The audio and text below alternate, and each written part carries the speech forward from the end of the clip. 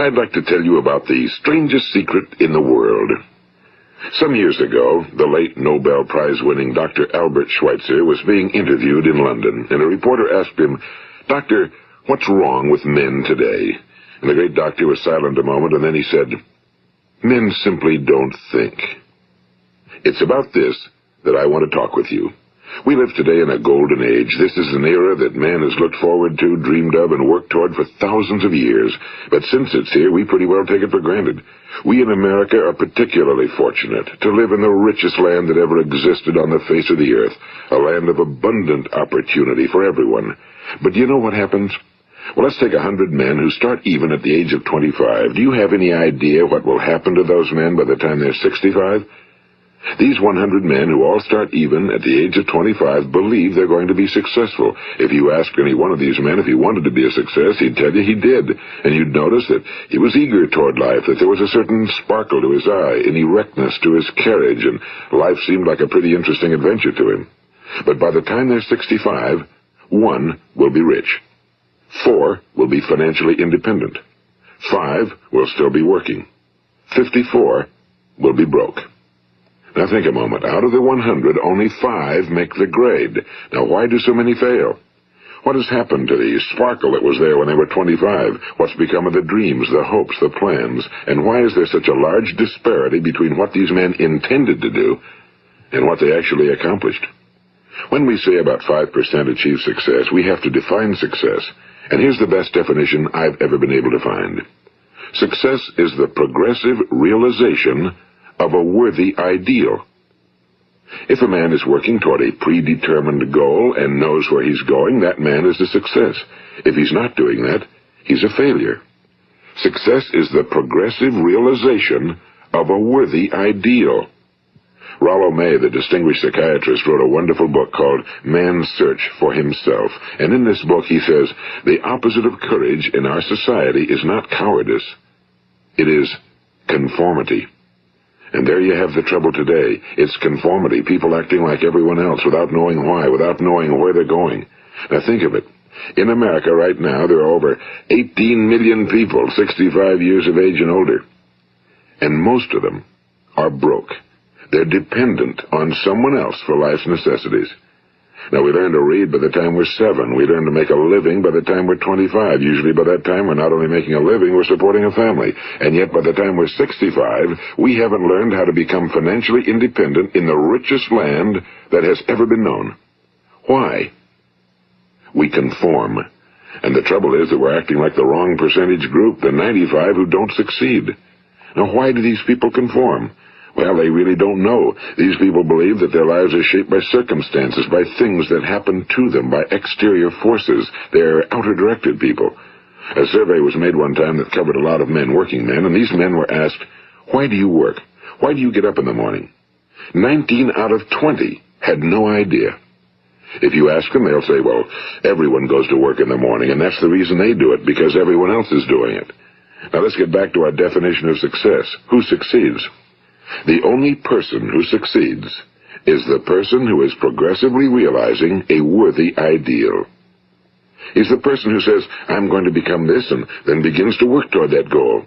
I'll tell you who the successful people are. A success is the school teacher who's teaching school because that's what he or she wants to do. The success is the woman who's a wife and mother because she wanted to become a wife and mother and is doing a good job of it. The success is the man who runs the corner gas station because that was his dream. That's what he wanted to do. The success is the successful salesman who wants to become a top-notch salesman and grow and build with his organization. A success is anyone who is doing deliberately a predetermined job because that's what he decided to do deliberately. But only 1 out of 20 does that. That's why today there isn't really any competition unless we make it for ourselves. Instead of competing, all we have to do is create. You know, for 20 years, I looked for the key which would determine what would happen to a human being. Was there a key I wanted to know which would make the future a promise that we could foretell to a large extent? Was there a key that would guarantee a person's becoming successful if he only knew about it and knew how to use it? Well, there is such a key, and I've found it. Have you ever wondered why so many men work so hard and honestly without ever achieving anything in particular, and others don't seem to work hard and yet seem to get everything?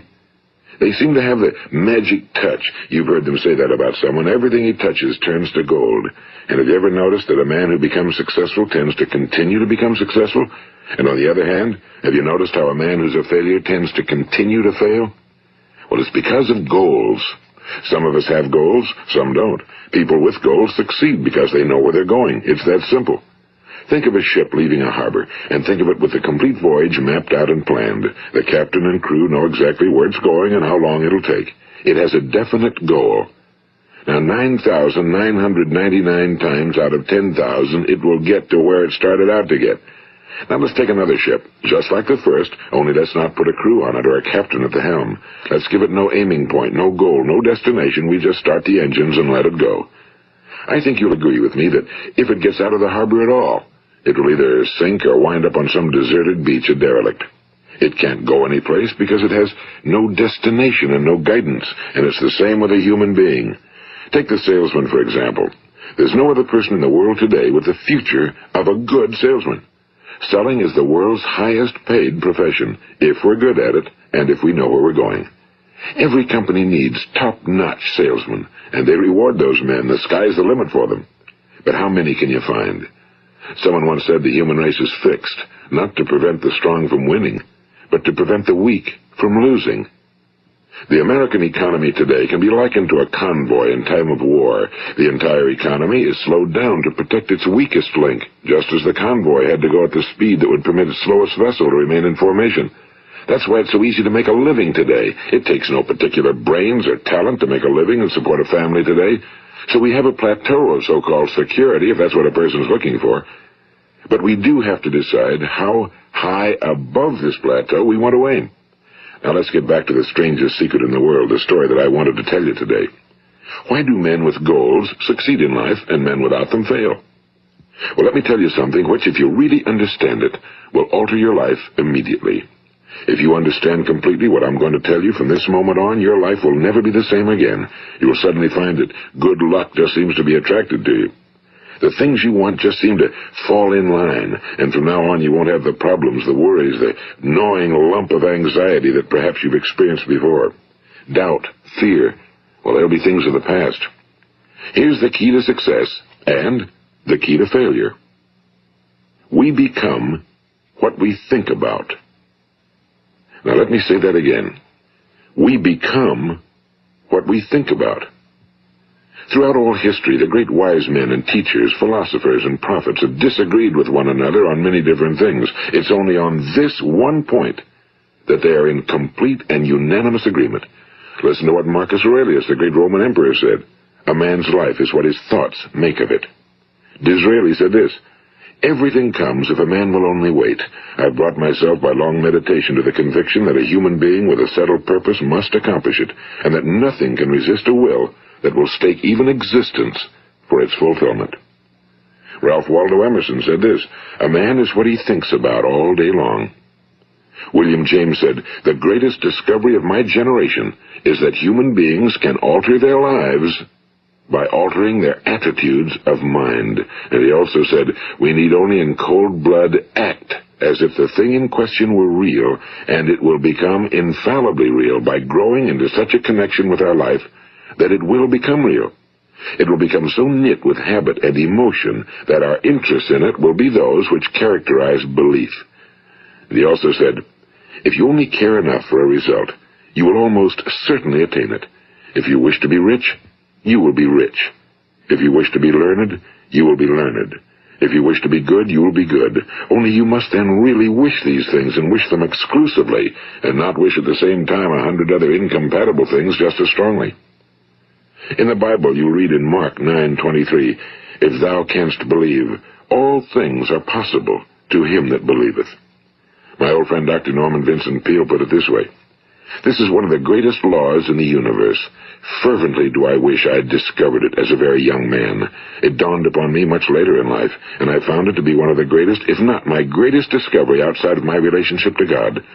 The great law, briefly and simply stated, is that if you think in negative terms, you will get negative results. If you think in positive terms, you will achieve positive results. That is the simple fact, he went on to say, which is at the basis of an astonishing law of prosperity and success. In 3 words, believe and succeed. William Shakespeare put it this way: our doubts are traitors and make us lose the good we oft might win by fearing to attempt. George Bernard Shaw said, people are always blaming their circumstances for what they are. I don't believe in circumstances. The people who get on in this world are the people who get up and look for the circumstances they want, and if they can't find them, make them. Well, it's pretty apparent, isn't it? And every person who discovered this for a while believed that he was the first one to work it out. We become what we think about. Now, it stands to reason that a person who's thinking about a concrete and worthwhile goal is going to reach it, because that's what he's thinking about, and we become what we think about. Conversely, the man who has no goal, who doesn't know where he's going, and whose thoughts must therefore be thoughts of confusion and anxiety and fear and worry, becomes what he thinks about. His life becomes one of frustration and fear and anxiety and worry. And if he thinks about nothing, he becomes nothing. Now, how does it work? Why do we become what we think about? Well, I'll tell you how it works as far as we know. Now, to do this, I want to tell you about a situation that parallels the human mind. Suppose a farmer has some land, and it's good fertile land. Now, the land gives the farmer a choice. He may plant in that land whatever he chooses. The land doesn't care. It's up to the farmer to make the decision. Now, remember, we're comparing the human mind with the land because the mind, like the land, doesn't care what you plant in it. It will return what you plant, but it doesn't care what you plant. Now, let's say that the farmer has 2 seeds in his hand. One is a seed of corn. The other is nightshade, a deadly poison. He digs 2 little holes in the earth, and he plants both seeds, one corn, the other nightshade. He covers up the holes, waters, and takes care of the land, and what will happen? Invariably, the land will return what's planted. As it's written in the Bible, as ye sow, so shall ye reap. Now remember, the land doesn't care. It'll return poison in just as wonderful abundance as it will corn. So up come the 2 plants, one corn, one poison. Now, the human mind is far more fertile, far more incredible and mysterious than the land, but it works the same way. It doesn't care what we plant. Success, failure. A concrete, worthwhile goal, or confusion. Misunderstanding, fear, anxiety, and so on. But what we plant, it must return to us. You see, the human mind is the last great unexplored continent on Earth. It contains riches beyond our wildest dreams. It will return anything we want to plant. Now, you might say, well, if that's true, why don't people use their minds more? Well, I think they figured out an answer to that one, too. Our mind comes as standard equipment at birth. It's free, and things that are given to us for nothing we place little value on. Things that we pay money for, we value. The paradox is that exactly the reverse is true. Everything that's really worthwhile in life came to us free. Our minds, our souls, our bodies, our hopes, our dreams, our ambitions, our intelligence, our love of family and children and friends and country, all these priceless possessions are free. But the things that cost us money are actually very cheap and can be replaced at any time. A good man can be completely wiped out and make another fortune. He can do that several times. Even if our home burns down, we can rebuild it. But the things we got for nothing, we can never replace. The human mind isn't used because we take it for granted. Familiarity breeds contempt. It can do any kind of job we assign to it, but generally speaking, we use it for little jobs instead of big, important ones. Universities have proved that most of us are operating on about 10% or less of our abilities. So decide now, what is it you want? Plant your goal in your mind. It's the most important decision you'll ever make in your entire life. What is it you want? Do you want to be an outstanding salesman? A better worker at your particular job? Do you want to go places in your company, in your community? Do you want to get rich? All you've got to do is plant that seed in your mind, care for it, work steadily toward your goal, and it will become a reality. It not only will, there's no way that it cannot. You see, that's a law, like the laws of Sir Isaac Newton, the laws of gravity. If you get on top of a building and jump off, you'll always go down. You'll never go up, and it's the same with all the other laws of nature. They always work. They're inflexible. Think about your goal in a relaxed, positive way. Picture yourself in your mind's eye as having already achieved this goal. See yourself doing the things you will be doing when you've reached your goal. Ours has been called the phenobarbital age, the age of ulcers and nervous breakdowns and tranquilizers. At a time when medical research has raised us to a new plateau of good health and longevity, far too many of us worry ourselves into an early grave trying to cope with things in our own little personal ways without learning a few great laws that will take care of everything for us. These things we bring on ourselves through our habitual way of thinking. Every one of us is the sum total of his own thoughts. He is where he is because that's exactly where he really wants to be, whether he'll admit that or not. Each of us must live off the fruit of his thoughts in the future, because what you think today and tomorrow, next month and next year, will mold your life and determine your future. You're guided by your mind. I remember one time I was driving through eastern Arizona, and I saw one of those giant earth-moving machines roaring along the road at about 35 miles an hour with what looked like 30 tons of dirt in it. A tremendous, incredible machine, and there was a little man perched way up on top with the wheel in his hands guiding it. And as I drove along, I was struck by the similarity of that machine to the human mind. Just suppose you're sitting at the controls of such a vast source of energy. Are you going to sit back and fold your arms and let it run itself into a ditch? Or are you going to keep both hands firmly on the wheel and control and direct this power to a specific, worthwhile purpose? It's up to you. You're in the driver's seat. You see, the very law that gives us success is a two-edged sword. We must control our thinking. The same rule that can lead a man to a life of success, wealth, happiness, and all the things he ever dreamed of for himself and his family. That very same law can lead him into the gutter. It's all in how he uses it, for good or for bad. This is the strangest secret in the world.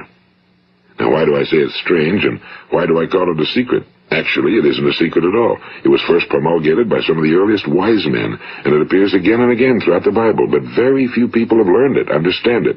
That's why it's strange, and why for some equally strange reason it virtually remains a secret. I believe that you could go out and walk down the main street of your town and ask one man after another what the secret of success is, and you probably wouldn't run into one man in a month who could tell you. Now, this information is enormously valuable to us if we really understand it and apply it. It's valuable to us not only for our own lives, but the lives of those around us, our families, employees, associates, and friends. Life should be an exciting adventure. It should never be a bore. A man should live fully, be alive. He should be glad to get out of bed in the morning. He should be doing a job he likes to do because he does it well. One time I heard Grove Patterson, the great late editor-in-chief of the Toledo Daily Blade, make a speech, and as he concluded his speech, he said something I've never forgotten. He said, "My years in the newspaper business have convinced me of several things.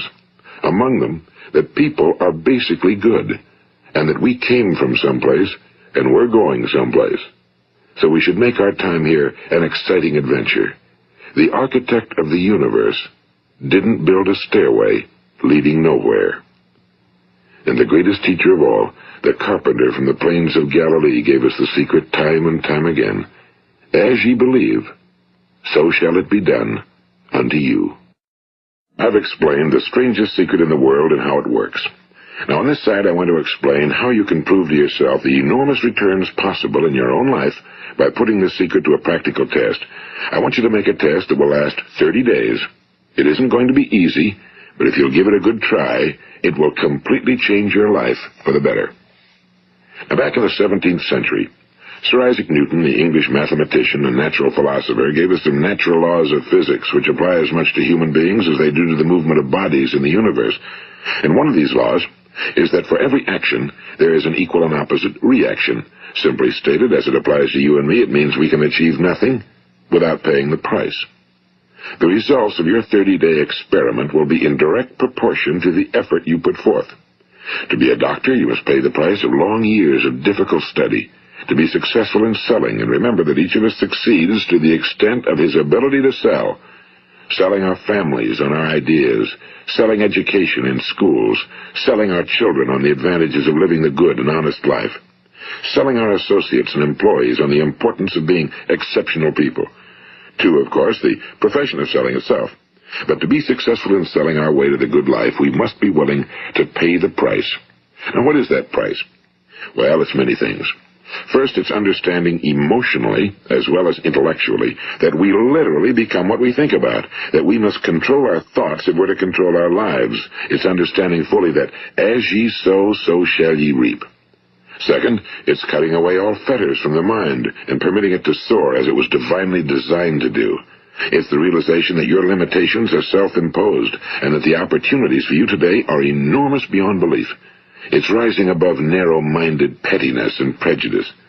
And third, it's using all your courage to force yourself to think positively on your own problem, to set a definite and clearly defined goal for yourself, to let your marvelous mind think about your goal from all possible angles, to let your imagination speculate freely upon many different possible solutions, to refuse to believe that there are any circumstances sufficiently strong to defeat you in the accomplishment of your purpose, to act promptly and decisively when your course is clear, and to keep constantly aware of the fact that you are, at this moment, standing in the middle of your own acres of diamonds, as Russell Conwell used to point out.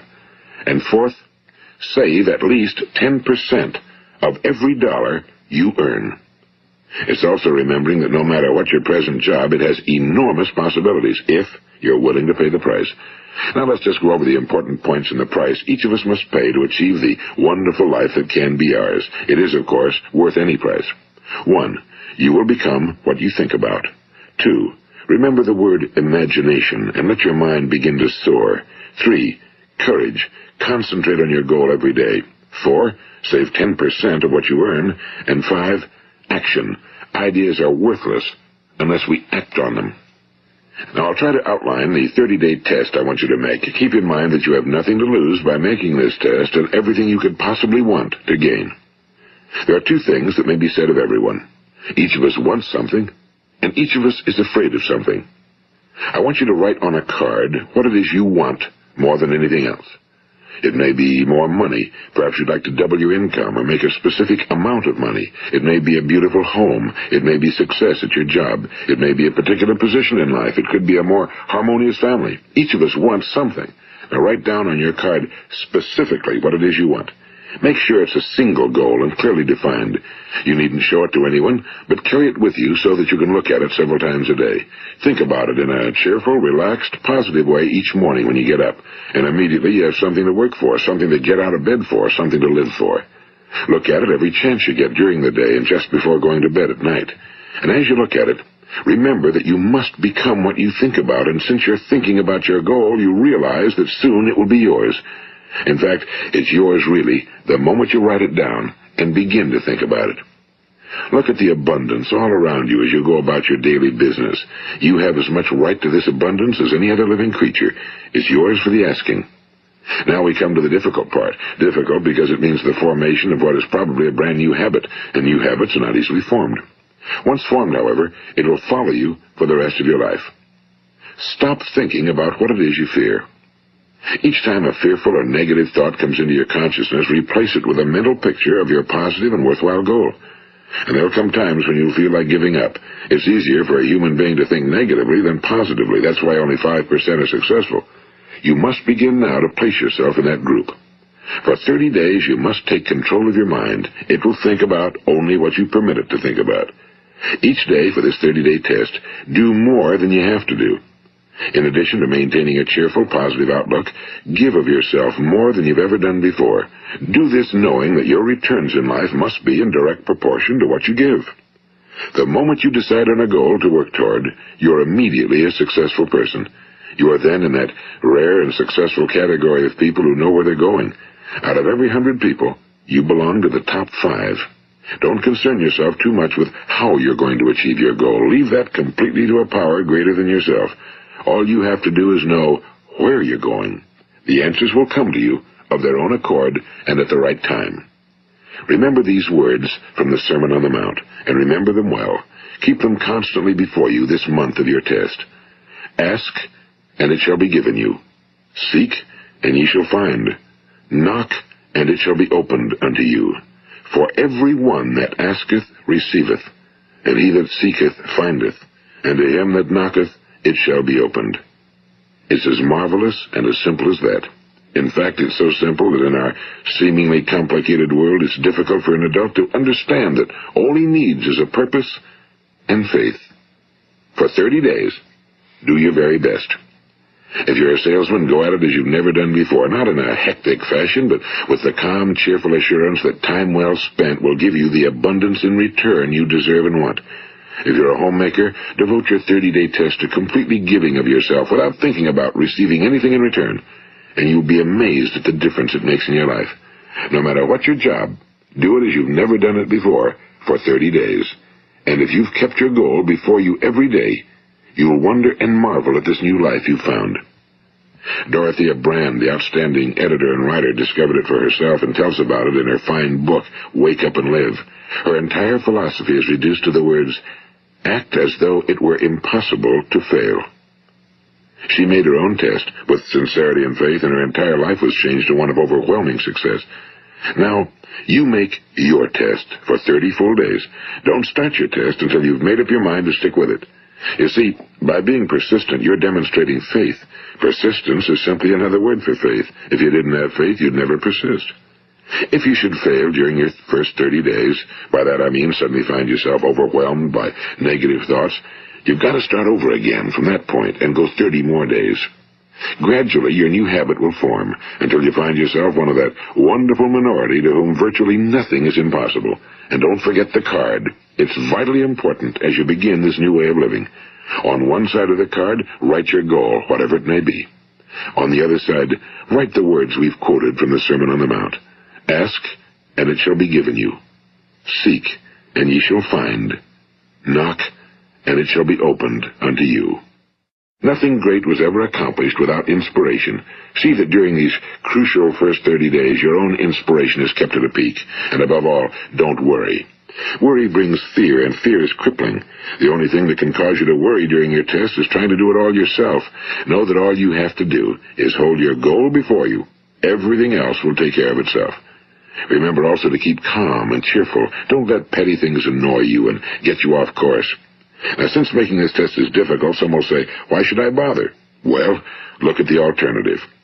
No one wants to be a failure. No one really wants to be a mediocre individual. No one wants a life constantly filled with worry and fear and frustration. Therefore, remember that you must reap that which you sow. If you sow negative thoughts, your life will be filled with negative things. If you sow positive thoughts, your life will be cheerful, successful, and positive. Now, gradually, you will have a tendency to forget what you've heard on this recording. Play it often. Keep reminding yourself of what you must do to form this new habit. Gather your whole family around at regular intervals and listen to what's been said here. You know, most men will tell you that they want to make money without understanding the law. The only people who make money work in a mint. The rest of us must earn money. This is what causes those who keep looking for something for nothing or a free ride to fail in life. The only way to earn money is by providing people with services or products which are needed and useful. We exchange our time and our product or service for the other man's money. Therefore, the law is that our financial return will be in direct proportion to our service. Now, success is not the result of making money. Making money is the result of success, and success is in direct proportion to our service. Most people have this law backwards. They believe that you're successful if you earn a lot of money. The truth is that you can only earn money after you're successful. It's like the story of the man who sat in front of the stove and said to it, "Give me heat, and then I'll add the wood." How many men and women do you know, or do you suppose there are today, who take the same attitude toward life? There are millions. We've got to put the fuel in before we can expect heat. Likewise, we've got to be of service first before we can expect money. Don't concern yourself with the money. Be of service. Build, work, dream, create. Do this and you'll find there's no limit to the prosperity and abundance that will come to you. Prosperity, you know, is founded upon a law of mutual exchange. Any person who contributes to prosperity must prosper in turn himself. Sometimes the return will not come from those you serve, but it must come to you from someplace, because that's the law. For every action, there is an equal and opposite reaction. As you go daily through your 30-day test period, remember that your success will always be measured by the quality and quantity of service you render, and money is a yardstick for measuring this service. No man can get rich himself unless he enriches others. Now, there are no exceptions to a law. You can drive down any street in America and from your car estimate the service that's being rendered by the people living on that street. Had you ever thought of this yardstick before? It's interesting. Some, like ministers and priests and other devoted people, measure their returns in the realm of the spiritual, but again, their returns are equal to their service. Once this law is fully understood, any thinking person can tell his own fortune. If he wants more, he must be of more service to those from whom he receives his return. If he wants less, he has only to reduce his service. This is the price you must pay for what you want. If you believe you can enrich yourself by deluding others, you can end only by deluding yourself. It may take some time, but just as surely as you breathe, you'll get back what you put out. Don't ever make the mistake of thinking you can avert this. It's impossible. The prisons and the streets where the lonely walk are filled with people who tried to make new laws just for themselves. We may avoid the laws of man for a while, but there are greater laws that cannot be broken. An outstanding medical doctor recently pointed out 6 steps that will help you realize success. 1. Set yourself a definite goal. 2. Quit running yourself down. 3. Stop thinking of all the reasons why you cannot be successful and instead think of all the reasons why you can. 4. Trace your attitudes back through your childhood and try to discover where you first got the idea you couldn't be successful, if that's the way you've been thinking. 5. Change the image you have of yourself by writing out a description of the person you would like to be. And 6. Act the part of the successful person you have decided to become. The doctor who wrote those words is a noted West Coast psychiatrist, Dr. David Harold Fink. Do what the experts since the dawn of recorded history have told you you must do. Pay the price by becoming the person you want to become. It's not nearly as difficult as living unsuccessfully. Make your 30-day test, then repeat it again, and each time it will become more a part of you until you'll wonder how you could ever have lived any other way. Live this new way, and the floodgates of abundance will open and pour over you more riches than you may have dreamed existed. Money? Yes, lots of it. But what's more important, you'll have peace. You'll be in that wonderful minority who lead calm, cheerful, successful lives. Start today. You have nothing to lose, but you have a whole life to win. This is Earl Nightingale, and thank you.